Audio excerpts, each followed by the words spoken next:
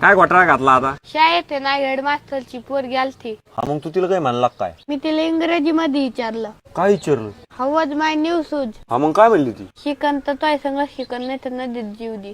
अरे बाबा तुला गलत फहमी झाली. तुला नसल म्हणली रे, शेजारच्या पोराला म्हटले असं. तुझी हेडलाईट जराशी फोकस मध्ये घेऊन ये पहिला. तू बघतोय कुठं, बोलतोय कुठं, ते जराशी समजून घे. आणि तुला ती नदीत जीव नाही, तुला ती नदीमध्ये बुडू बुडू मारेन, एवढं लक्षात ठेव. अरे तुझं कसं चाललंय माहितीये का? आठवडाभर करणार तू गावचे हमाली आणि सोमवारचीच करणार होय फक्त भाईगिरी. अरे जा की रे. हो चला जाऊया. कुठं?